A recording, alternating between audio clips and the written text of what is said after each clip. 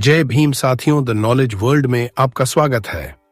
पूरा देश कहता है कि बाबा साहब भीमराव अंबेडकर जी ने संविधान लिखा है, जबकि संविधान सभा के अध्यक्ष डॉक्टर राजेंद्र प्रसाद जी और कुल 389 सदस्य, 13 समितियां और उनमें से केवल एक समिति के 7वें सदस्य ने ही संविधान बनाया है।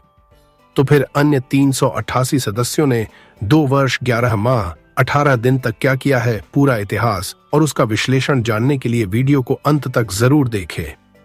उस दौर की राजनीतिक स्थिति सब लोग जानते हैं कि केवल बाबा साहब भीमराव अंबेडकर अकेले ऐसे व्यक्ति थे जिनके अंदर संघर्ष और काबिलियत कूट कूट कर भरी हुई थी।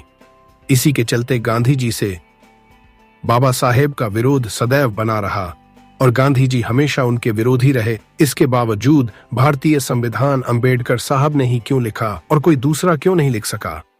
गांधी जी भी बैरिस्टर थे, नेहरू जी भी बैरिस्टर थे, राजगोपालाचारी, मुंशी B.N. राव, J.P. कृपलानी, ऐसे बहुत सारे लोग थे। फिर बाबा साहब को ही संविधान क्यों लिखना पड़ा? ऐसे सवालों पर दुनिया का कोई भी प्रबुद्ध बुद्धिजीवी सोचता है कि संविधान लिखने के लिए बाबा साहेब आम्बेडकर के नाम का सुझाव असल में किसने दिया था? इसका जवाब उन्हें गवर्नमेंट ऑफ महाराष्ट्र द्वारा निर्मित डॉ अंबेडकर पर बनी फिल्म में दिखाया गया है। असल में संविधान लिखने के लिए कांग्रेस के वरिष्ठ नेता गांधी ने B.N. राव को चुना था। इसके बाद संविधान बनाने के लिए एक शिष्टमंडल की स्थापना की गई, जिसका काम था देश विदेश के संविधान से मदद लेना। इसलिए शिष्टमंडल लंदन विश्वविद्यालय के राज्यशास्त्र के विभाग प्रमुख प्रोफेसर डॉक्टर फिलिप जेनिंग से मिला। इस पर फिलिप जेनिंग ने सुझाव दिया कि तुम्हारे ही देश में संविधान का महान विद्वान मौजूद है, जिनका नाम डॉक्टर B.R. अंबेडकर है, और उनकी मदद तुमको लेनी चाहिए। शिष्टमंडल ने वापस लौटकर समिति के समक्ष प्रोफेसर फिलिप जेनिंग द्वारा अंबेडकर साहब के बारे में राय रखी और सभी ने डॉक्टर अंबेडकर को संविधान समिति के अध्यक्ष के तौर पर चुन लिया और B.N. राव को संविधान समिति के सलाहकार के तौर पर चुना गया। British professor doctor Philip Jennings आखिरकार डॉक्टर बाबा साहेब अंबेडकर से इतना प्रभावित क्यों थे? इसका पहला कारण है अंबेडकर साहब की शैक्षणिक योग्यता। डॉक्टर अंबेडकर की पढ़ाई BA in economics, MA in economics, PhD in economics, MSc in economics, DSsc in economics, bar at law जैसी इतनी बड़ी डिग्रियों के बावजूद उन्हें एक साधारण भारतीय की पहचान मिली थी और उस समय में उनके समान कोई और इंटेलेक्चुअल भारतीय नहीं था। इसका दूसरा कारण है 1935 में बना गवर्नमेंट ऑफ इंडिया एक्ट, जिसके लिए 3 कॉन्फ्रेंस हुई थी। उसमें बाबा साहब ने जो विचार और सुझाव दिए थे, उसका 50% amendment government of India act 1935 में लागू हो गया था। इस प्रकार पूरे देश और दुनिया में उनकी एक अलग पहचान थी और भारत में तो उनके समान कोई और था ही नहीं। और तीसरा कारण यह है कि बाबा साहेब अंबेडकर का फेडरेशन वर्सेस फ्रीडम इस विषय पर दिया गया भाषण, जिसके कारण उनको विश्व में एक नई विचारधारा के जनक के रूप में पहचान मिली थी। इससे यह साबित होता है कि उस समय बाबा साहेब से बड़ा कॉन्स्टिट्यूशनल एक्सपर्ट और कॉन्स्टिट्यूशनल फिलोसोफर दुनिया में नहीं था। भारतीय संविधान निर्माण के इतिहास से पता चलता है कि संविधान निर्माण एक पेचीदा और कठिन कार्य था। अंग्रेज भारतीयों को संविधान निर्माण के लिए बार बार चुनौती दे रहे थे कि तुम संविधान बनाओ, हम तुम्हें सत्ता सौंप देंगे। भारतवर्ष को संविधान बनाने के लिए 3 मौके मिले थे। पहला मौका 1927 में मिला था, जब लॉर्ड भरकर हेड ने भारतीयों को चुनौती दी थी और वह चुनौती स्वीकार ली गई।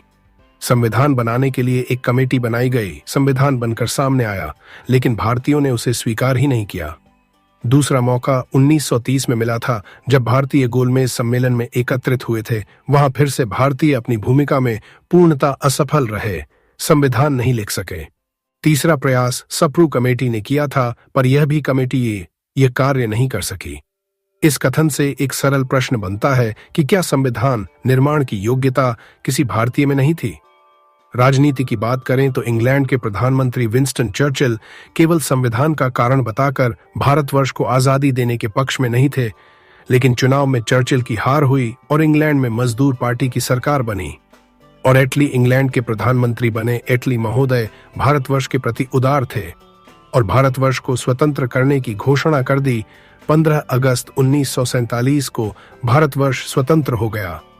स्वतंत्र भारतवर्ष को चलाने के लिए एक अंतिम सरकार बनी और प्रधानमंत्री पंडित जवाहरलाल नेहरू बने और कानून मंत्री उस समय के सबसे योग्य विद्वान महापुरुष डॉक्टर भीमराव अंबेडकर को बनाया गया। दुनिया के सबसे बड़े लोकतंत्र के लिए संविधान बनाना कोई आसान काम नहीं था। 13 दिसंबर 1946 को संविधान सभा का गठन किया गया और इसे बनाने में 2 साल 11 माह और 18 दिन का समय लगा। भारत की आजादी के बाद देश के नेताओं के सामने सबसे बड़ा सवाल यह था कि देश को कैसे चलाया जाए और देश का संविधान कैसा हो। भारतीय संविधान सभा का गठन हुआ, जिसमें कुल 389 सदस्य, अध्यक्ष डॉ राजेंद्र प्रसाद, उपाध्यक्ष जो एच मुखर्जी, संवैधानिक सलाहकार वीएन राव को चुना गया और कुल 13 समितियां बनाई गईं। संघ शक्ति समिति, संविधान समिति, राज्य समिति, राज्य और रियासत परामर्श समिति, मौलिक अधिकार एवं अल्पसंख्यक समिति, मौलिक अधिकार उप समिति, प्रांतीय संविधान समिति, झंडा समिति, प्रक्रिया नियम समिति, सर्वोच्च न्यायालय संबंधित समिति, प्रारूप संविधान समिति, संविधान समीक्षा आयोग और प्रारूप समिति। इस प्रारूप समिति में कुल 7 सदस्य थे। एन गोपाल स्वामी, अयंगर अल्लादी, कृष्णा स्वामी अय्यर, कन्हैया लाल माणिक लाल मुंशी, बीएल मित्र, डीपी खेतान, सैयद मोहम्मद सादुल्लाह और डॉक्टर अंबेडकर इस समिति के अध्यक्ष थे। आजादी से पहले संविधान सभा में कुल 389 सदस्य थे। 15 अगस्त 1947 के बाद 289 सदस्य रह गए। संविधान सभा की पहली बैठक में ही 200 से भी कम सदस्य शामिल हुए। भीमराव अंबेडकर को संविधान का निर्माता कहा जाता है, जबकि वह प्रारूप समिति के अध्यक्ष थे। जी हां, यह सत्य है कि वह भारतीय संविधान के निर्माता है। वह इसीलिए कि वे प्रारूप समिति के अध्यक्ष तो थे ही, पर समय के अंतराल में समिति के अन्य सदस्यों का सहयोग धीरे धीरे नगण्य होता गया। बीएल मित्र ने समिति से इस्तीफा दे दिया था कि और डीपी खेतान की मृत्यु हो गई थी। बाद में उनकी जगह माधवराव और टीटी कृष्णमाचारी को सदस्य बनाया गया था, लेकिन दोनों ने अपनी अनुपलब्धता जाहिर की। एन गोपाल स्वामी अयंगर 1948 तक जम्मू कश्मीर के प्रधानमंत्री थे। अयंगर ही थे जिन्होंने ही अनुच्छेद 370 के तहत जम्मू कश्मीर को विशेष दर्जा देने का काम किया था। अयंगर भारतवर्ष की आजादी के बाद अधिकतर कश्मीर से संबंधित मामलों में व्यस्त रहे। सैयद मोहम्मद सादुल्लाह बीमार रहे और कन्हैया लाल माणिक लाल मुंशी को हैदराबाद की रियासत में भारतीय दूत के तौर पर नियुक्त किया गया। इस प्रकार सारा का सारा कार्य बाबा साहब को ही करना पड़ा। वे चाहते थे कि दी गई समय सीमा में इस महत्वपूर्ण काम को पूरा कर लिया जाए, और इस प्रकार बाबा साहब ने भारत जैसे विशाल देश के संविधान की रचना की, वह भी निर्माता के स्वरूप में। 9 दिसंबर 1946 को प्रथम बैठक हुई और 26 नवंबर 1949 को संविधान तैयार हुआ। संविधान निर्माण के लिए 2 वर्ष 11 माह 18 दिन लगे। 24 जनवरी 1950 को 284 सदस्यों ने इस पर हस्ताक्षर किए। इसके बाद 26 जनवरी 1950 को हमारा संविधान पूरे देश भर में लागू हो गया। संविधान के लागू होते ही संविधान सभा को भंग कर दिया गया। इससे यह मालूम होता है कि बाबा साहब अंबेडकर दुनिया के सबसे बड़े कॉन्स्टिट्यूशन एक्सपर्ट थे। संविधान सभा की प्रारूप समिति के सदस्य टीटी कृष्णमाचारी ने अपने भाषण में कहा था, अध्यक्ष महोदय, मैं सदन के उन लोगों में से हूं जिन्होंने डॉक्टर बाबा साहेब अंबेडकर जी की बात को बहुत ध्यानपूर्वक सुना है। मैं इस संविधान की ड्राफ्टिंग में जुटे काम, उत्साह और उमंग के बारे में जानता हूं। संविधान के मसौदा को तैयार करने के लिए चुने गए 7 सदस्यों में से एक ने इस्तीफा दे दिया, एक की मृत्यु हो गई, एक संयुक्त राष्ट्र अमेरिका के लिए रवाना हो गए, एक शाही राज्य के अपने काम में व्यस्त रहे, एक या 2 लोग अपने स्वास्थ्य के कारण दिल्ली से दूर रहे, और डॉक्टर अंबेडकर एकमात्र ऐसे व्यक्ति हैं जिन्हें संविधान निर्माण का संपूर्ण श्रेय जाता है। भारतवर्ष के पहले राष्ट्रपति डॉक्टर राजेंद्र प्रसाद जी ने डॉक्टर भीमराव अंबेडकर द्वारा संविधान निर्माण में प्रदान की गई सेवाओं की सराहना करते हुए कहा, मैंने राष्ट्रपति पद के तौर पर दैनिक गतिविधियों को बहुत ही नजदीक से देखा है, इसलिए मैं संविधान निर्माण में डॉ भीमराव अंबेडकर की प्रशंसा करता हूं।